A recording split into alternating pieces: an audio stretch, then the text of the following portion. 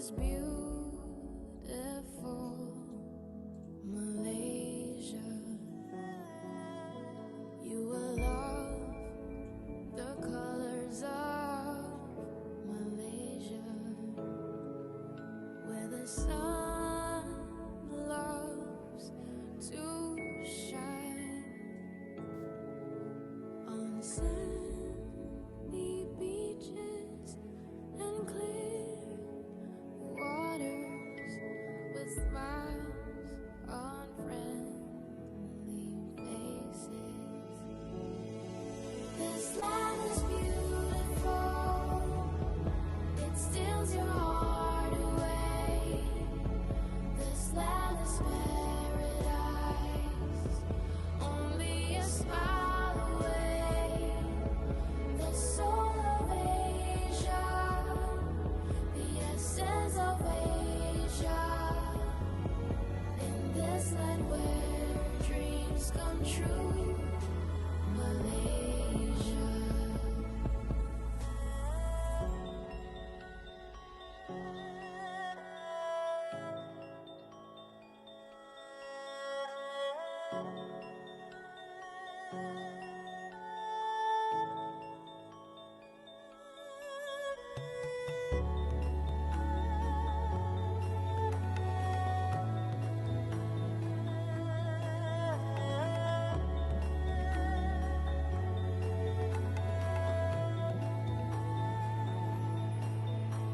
Malaysia is truly Asia. People smiling everywhere, showing you how much they care. Welcome to Malaysia. This land is beautiful, it steals your heart away. This land is paradise, only a smile away. The soul of Asia, the essence of Asia, in this land where dreams come true, Malaysia.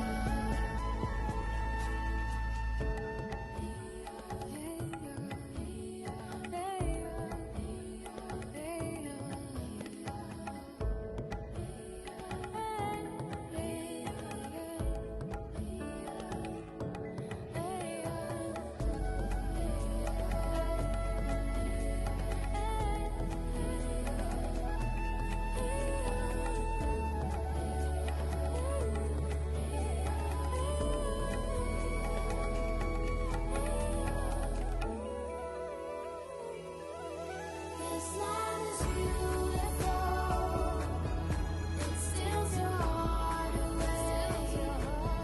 This land is paradise, only a smile away. The soul of Asia, the essence of Asia, in this land where dreams come true, Malaysia. This land is beautiful, it steals your heart away. This land is paradise, only a smile away. The soul of Asia, the essence of Asia, it's truly Asia. Malaysia, truly Asia. Malaysia, truly Asia.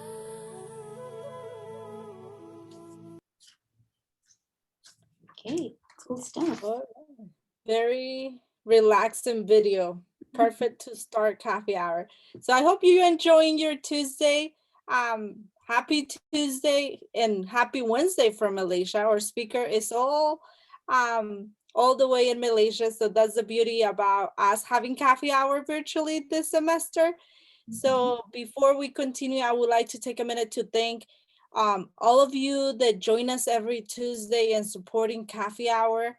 I encourage you to invite your friends, invite your colleagues to come every Tuesday. We're in the same, using the same link to join. So you could invite this. This is a meeting for students, faculty, and staff. So don't feel like only belongs to students or only for certain people. Anyone is welcome to join and learn about the world and what our presenters have to share with us every Tuesday. We try to have a very diverse schedule every month. So we have four great presentations this month. So I encourage you to invite someone every Tuesday to join us and to continue learning together about what the world has to offer us. So with that said, I'm gonna pass the mic to Nan to present our speaker. Hello, everybody. Good afternoon. Welcome back to Coffee Hour once again. We're happy to have you here.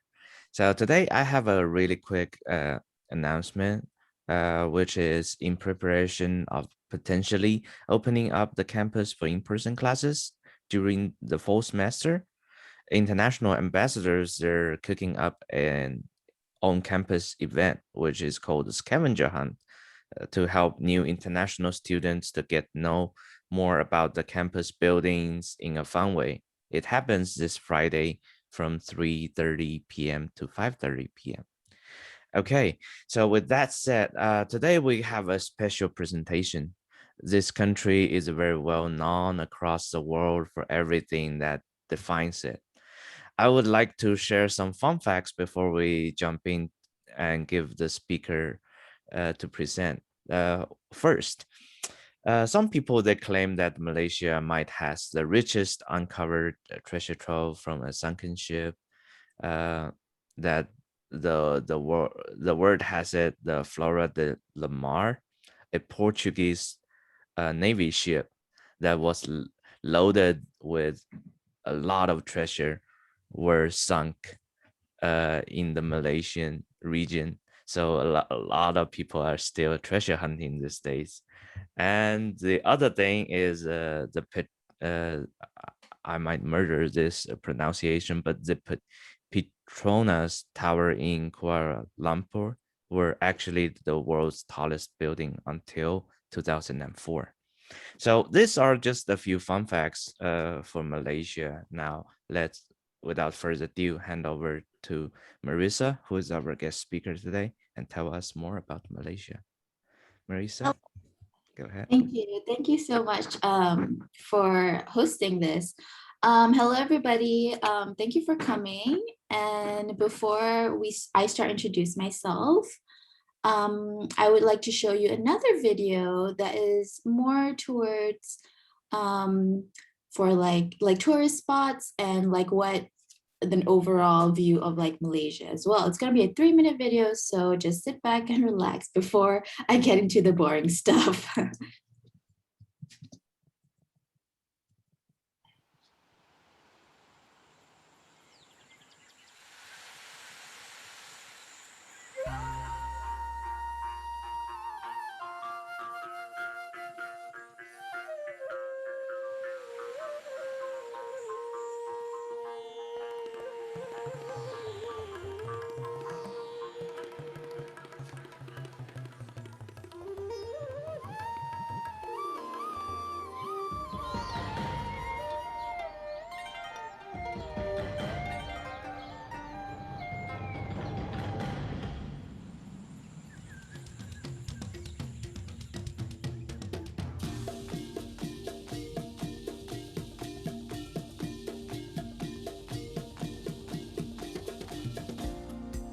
Kita indah di mata dunia,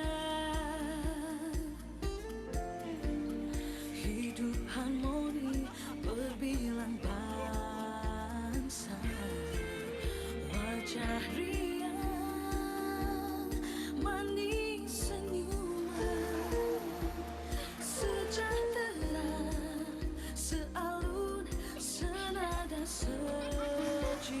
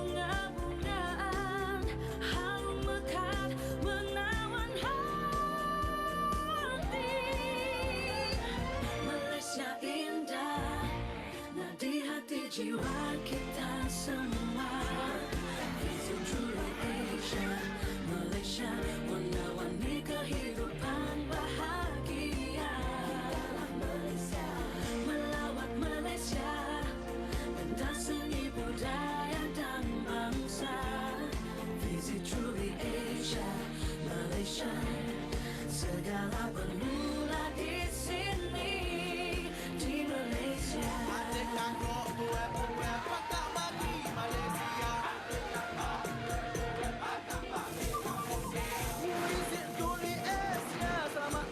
ke Malaysia.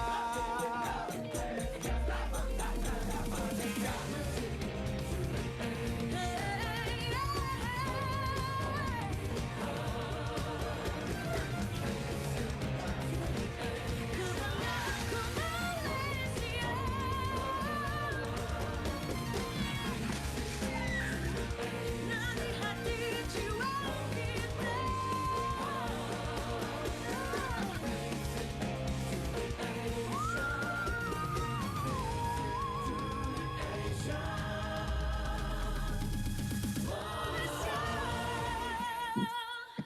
All right. Oh, I got goosebumps. I don't know about you, but I did. Okay, so just a briefly introduction of myself. So my name is Marissa. I am a senior at Fresno State. This is my last semester, hopefully. And I have actually done coffee hour a few years back and during my first few semesters at Fresno State. So this is basically kind of new because we're all doing it virtually. And before it was with like a whole group. So yeah, I'm currently in Malaysia right now. It's 7 a.m. So yeah, pretty early to start the day, but here I am presenting Malaysia to you. So, okay, so let's start. So I did a poll prior to this presentation on the Fresno State Book and Trade group on Facebook. And I asked, like, have any of you heard of the country Malaysia? Because when I first started Fresno State, when people asked, oh, where are you from? And when I said Malaysia, they're like, okay, like I know Malaysia, but like, where is it? So I had to show everyone where Malaysia is. I had to open like a whole map to show, oh, this is Malaysia. It's next to Singapore. Everybody knows Singapore. So yeah, but surprisingly, a majority of the people that answered my survey actually do know Malaysia, and maybe some of them that, and only a little of them do not know Malaysia. But here I am talking to you on and showing you and explaining to you on the beauty of Malaysia. So this is basically an overlook of where Malaysia is. So the first picture basically shows the entire map, and Malaysia is the one in red. So Malaysia is located in the Southeast Asia with the South China Sea between the east and west of Malaysia. So the second picture shows both east and west. So I am currently located in the west side of Malaysia, where there is Kuala Lumpur, which is our capital. And there are other different states like Pahang, Perak, Johor, and Malacca. And the east side of Malaysia, which is Sabah and Sarawak, is mainly a lot of like the rainforest type of like tourist attractions. And yeah, so the population of Malaysia at 2021 stands at 31.53 million people. The demographics in Malaysia consists of Malays, Chinese, and Indians, as well as the Aboriginal races, such as Kadazan and all of the other races. The main religion is Islam in Malaysia, but Christianity, Buddhism, Hinduism, Taoism is widely practiced. I do know that there are a lot of other other religions that have been evolving throughout the years, and we welcome them. They are practiced openly as well. Okay, so here's the history of Malaysia. So Malaysia used to be an ex-British colony. The British arrived in the 1750s in Singapore and has spread their reign from there over a period of 200 years. And before, Singapore used to be a part of Malaysia up until August of 9th, 1965, where they decided to become a sovereign country, or a sovereign and independent country. So the British came and they have introduced a Westminster style government, which I will explain later on in the presentation. So they have brought in laborers from India and China to exploit resources for the Industrial Revolution in Europe. The Indian laborers worked in the oil palm and rubber plantations, whereas the Chinese were working in the tin mines and the most important resource, which is the most important resource to the British. During that time, Malaya, which is what Malaysia used to be called Malaya, was the largest producer of tin in the world. So the British eventually guided Malaysia to self-governance during the colonization of Japanese in Malaya during the World War II. And Malaysia finally gained our independence on the 31st of August in 1957. So I've added a few pictures on your right. The first picture is a picture at Malay College, which is actually now is an institution for Malaysian boys, Malays specifically. I'm not sure if other races, they included other races, but during that, it was only for Malay, and it was like an all boys school. So where they were taught on like ethics and like how to run a business and all those stuff. And then the second picture shows a chartered bank. And fun fact, this bank is actually still standing till this day. I don't know how they managed to ensure that everything looks spot on, but it still stands till this day. Actually, a lot of like architectural buildings in Malaysia, most of them actually, are influenced by the British. So we have a lot of buildings that are still standing till today that were influenced by or that were built during the British colonization. And lastly, the Kuala Lumpur railway station, which is also standing today. And it was used to be called the Taj Mahal of the train world. So fun fact. Moving on. The governance of Malaysia. So Malaysia consists of 13 states operating within a constitutional monarchy under the Westminster parliamentary system.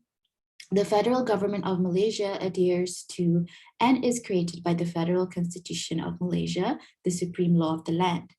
Important people are the Agong and the Prime Minister. The Agong, or the Sultan, has power over religion and basic legislative decisions, while the Prime Minister makes decisions about everything else with the help of a deputy Prime Minister. So the constitutional monarchy is led by the Sultan and the Agong. The central government is based in Putrajaya, which is the ultimate power in Malaysia.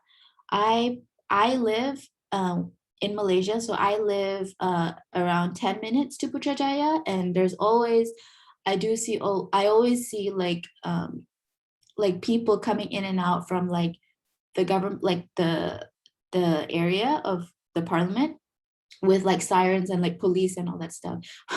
It's just like really funny and really great to see. It's an experience. So Malaysia is comprised of three branches, which is the legislation, the executive, and the judiciary. So the legislative branch is led by the Agong, and it approves and debates the proposed amendments, whereas the executive branch is led by the Prime Minister, and his job is to make amendments of the law, formulate economic policies, and set national budgets.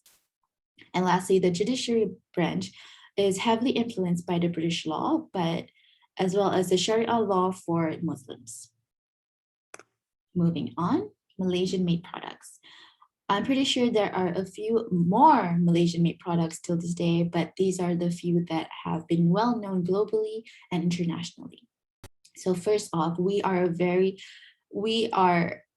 second largest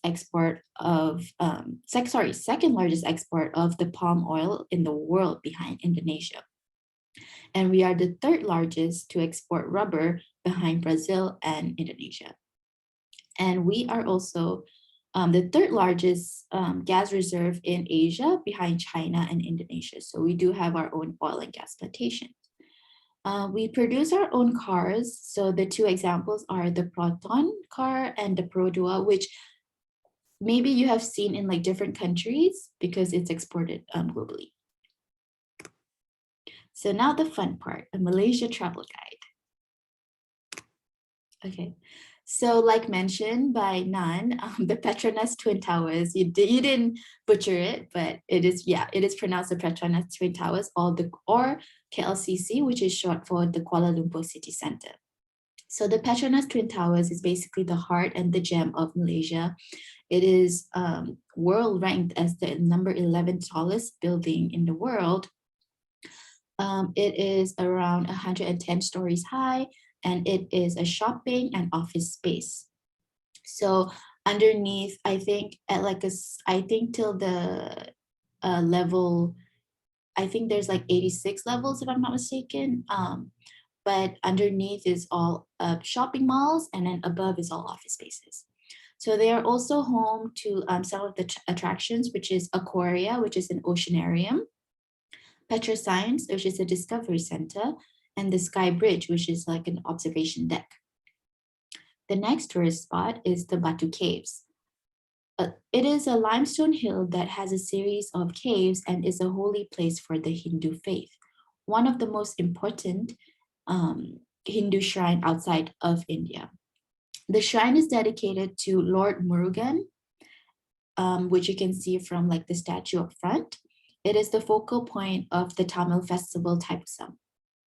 So visitors are allowed to go in the cave, but they would have to climb a steep flight of 272 steps. The third tourist spot is Malacca. So Malacca is known as the historic state in Malaysia. This historic city has been listed as a World Heritage Site since 2008. It was actually the location of one of the earliest Malay sultans, but the local monarchy was abolished when the Portuguese conquered it in 1511. So Malacca is famous for its unique history and is one of the major tourist destinations in Malaysia. With a highly strategic state position for international trade routes, Malacca was once a well-known international trade center in the east. So some other attractions that you can find in Malacca is the Afamosa, which is a former Portuguese fortress, but now is also considered kind of like a water park, a hotel, and a recreational area.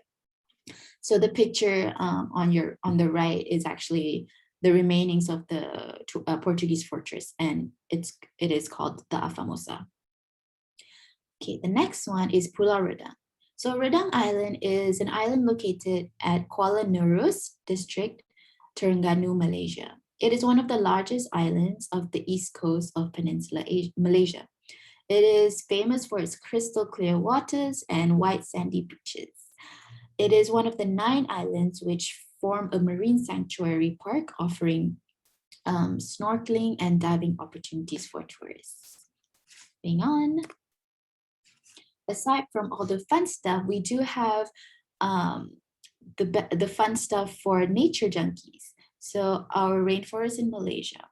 The Malaysian rainforest region extends across peninsula of Malaysia to the extreme southern tip of Thailand. So we have like a vast region of rainforest.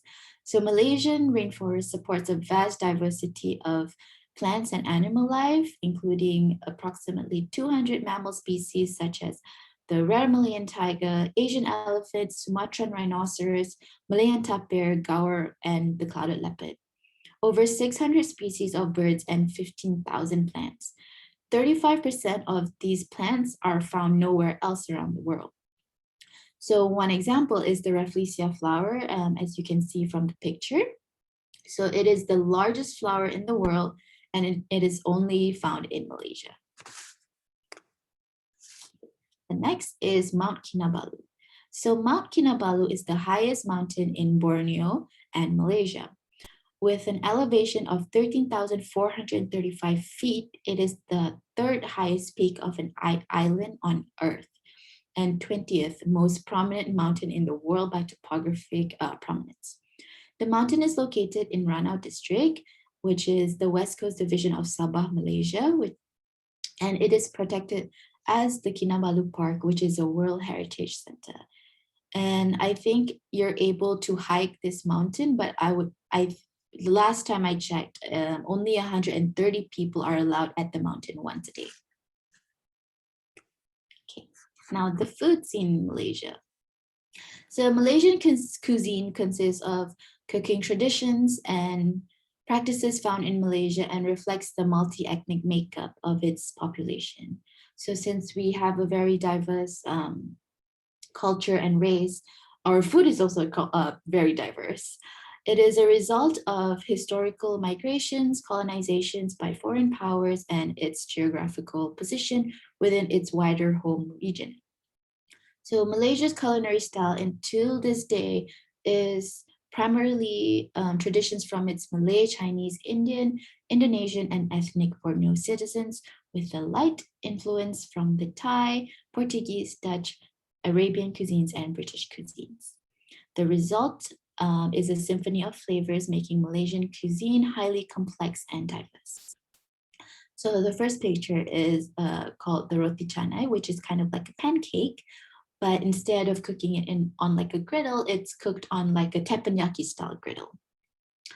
And the second picture, which is the nasi lemak. So the nasi lemak is basically one of Malaysia's local cuisines, and it's very well known throughout like everywhere else, because I've seen restaurants in like San Francisco or restaurants in like London when I went to visit. They have nasi lemak, so pretty interesting. So nasi lemak is actually a dish that can be eaten for breakfast, lunch, and dinner, and also supper if you want. And the next is called satay, which is a chicken skewers. So basically it is served with chicken meat or goat meat or beef. And the next is char kway teow. So the char kway teow is basically it's kind of like a pad thai, but it's a hawker style cooking, and the noodles are slightly thicker than the pad thai. Moving on. So the diversity in Malaysia. So Malaysia is home to a number of ethnics. These diversity can be seen through the arts, architecture, cuisine, clothing, and the holidays. And like when I mention holidays, we do have a lot of holidays. So Malaysia is a multi-ethnic, multicultural, and multilingual society, and the many ethnic groups in Malaysia maintain separate cultural identities. The society of Malaysia has been described as Asia in a miniature, and that is why Malaysia is truly Asia. Thank you so much for listening to my presentation. I am open for any questions regarding Malaysia, so feel free to ask me. Thank you, Marisa. That's a really great presentation. Thank you. Yeah. So did you want to unshare the screen so we can see everybody and we can get started on the conversation? Who was on here, because I'm just looking at it right now. Yeah. So anybody had any questions or anything regarding Malaysia? I was talking and I forgot that I was on mute. I have a question. I know that you mentioned that you guys are a very diverse country and has many holidays. What are one of your favorite holidays that you guys celebrate? Oh, okay. So the Malay in Malaysia, we celebrate Eid. Actually, the Muslims in Malaysia, we celebrate Eid. So that is my favorite holiday because there's so much food, there's so much festivities, and in Malaysia, we celebrate every holiday like it's Christmas. So it's a big holiday. And we do get a lot of holiday like breaks and all that stuff. So which is really fun.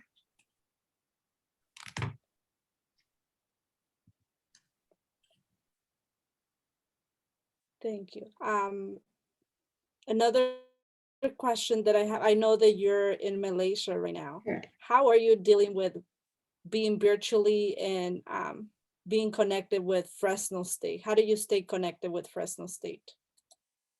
Wow, this is a hard question because a lot of my classes this semester are like asynchronous. So I haven't been seeing anyone face to face. This is probably one of the first. But yeah, it is also honestly a challenge because like you're so far away, and then like you do get emails, like Fresno State usually sends out emails and all that stuff, but it's just really hard because you're just so used to like being on like a face-to-face environment or like meeting friends and all that stuff, and now you're just like, what am I doing? Like we're doing this virtually, but I'm really excited to finally be able to do everything face to face again. I think virtually is fun, but I'm really excited to be actually dealing with the whole going to class and all that stuff. I really miss that. You said that you have one semester left. Are you gonna come to Fresno State to graduate? Probably continue my master's. Oh, So that's great. we'll see. Yeah. Marissa, your country is beautiful. Yeah. What is the climate like, and when's the best time of the year to visit? Oh, Malaysia is summer all year round. It's very humid. I would say the best time would be probably summertime, so like May till August, just because it's not during the monsoon season and it's not during like school holidays, which are really jam-packed usually. So May till August is the perfect months to come visit. Marissa, I heard that when I was in Kuala Lumpur, it will rain suddenly and then it's go away. Talk about rain in Malaysia. Oh, rain in Malaysia. Rain in Malaysia is very unpredictable. Where I live, so I live kind of like the suburbs, so like 30 minutes from like the city. And we like whenever we get rain, it's kind of like heavy rain. It's kind of like a lot of thunderstorms and all that, maybe because it's like an open space. But yeah, Malaysian rain is very unpredictable. Sometimes it can be sunny and then 5 minutes later it's like raining, pouring rain. So yeah. So how has the country been impacted by COVID? I would say the country has been affected really badly because a lot of people, like not people I know, but like a lot of people I've seen, have been affected from like the jobs, from like their jobs and all that stuff. And but so far, as of right now, after a year, everyone has been pulling up and picking up their pieces and trying to, regain everything. And as far as from COVID happened, Malaysia has been in lockdown 5 times, and the government is actually did a really good job in like controlling the number, like controlling the rates of increase of like COVID and all that stuff. And so far, it's been going well. We are currently in the process of getting vaccinated, so which is fun. So before I head back to Fresno, I will probably have to get vaccine first just to be safe. So yeah. Thank you. It is a beautiful country. Thank you. I wish you could see it face to face. One day I'll be there. And apart from the landscape, I'm really interested about the food. Do you have any recommendations here in Fresno that we can get some Malaysian food, like authentic Malaysian food? Unfortunately, not in Fresno. I don't know, who knows, maybe when I come back I'll open a restaurant, a Malaysian restaurant, but not in Fresno, unfortunately. But there are a few other restaurants in like San Francisco. I know a few in LA. I know in New York there's a few as well. Honestly, Malaysian food has actually been very, very well known globally. I'm surprised because like I have friends who are LA bound or located in LA, and they whenever I say like, oh, like I'm from Malaysia, and they're like, oh, I've tried Malaysian food, have you tried nasi lemak? And I'm like, yeah, I mean everyone knows nasi lemak, but okay. But like certain places, but still though, it's not like the taste is not as similar as the ones back home. Yeah, I couldn't agree more with that. Thank you. All right. Questions? Anyone else would like to share some experiences or anything that you are interested about Malaysia? I want to thank Marissa. When you talk about you first came to Fresno State and you presented an ICH, and today you are waking up so early to present your country in such a thoughtful PowerPoint presentation. And I feel your passion for your country and also your engagement at Fresno State. We are very lucky to have you represent Malaysia on our campus. Thank you. I don't know, whenever I was looking at like the videos that I've shown, I just get goosebumps. I don't know, because I just feel like Malaysia is a really beautiful country. And like, I would love to have everyone know of Malaysia, even though it's small. I would just love for all my friends to like come visit and like for me to show them like what I can offer as a local in Malaysia, you know? So yeah, I'm glad. Thank you so much for that. I also enjoy the coconut oil from Malaysia. Is very like Malaysia is very rich with coconut oil. And Martha, you must go there one day. Hope I can go with you. It is so beautiful. And I feel overwhelmed with the variety of food in different types of restaurants in Malaysia. So when I went there, I was like, oh my goodness, the Malaysian student coming to Fresno and they cannot have so many choices. But Fresno is also a very, like we have a lot of Malaysian students and they all do very well and very well adjusted. But I cannot imagine how they can not miss the food at home. You know, I that's the only thing that I miss, like the food. And because Malaysia is very diverse, we also have different kind of foods in terms of like prices. So I know like different countries, they do have like there's only restaurants that you're able to go to with like a certain price point. And in Malaysia, you have like little stalls, like little local stalls that you can get food for so cheap, and they put a lot of like effort and thought into making it that it's just you can't find it anywhere else. Right. Yeah, so that's one of the things that I love about like my country. Marissa, if anyone of here only speak in English, travel by themselves in Malaysia, will they be fine? Yes, they will be fine. Malaysia, the second language is English. A lot of the people here understand English. If they can't converse, they understand it. That's great to know. Yes.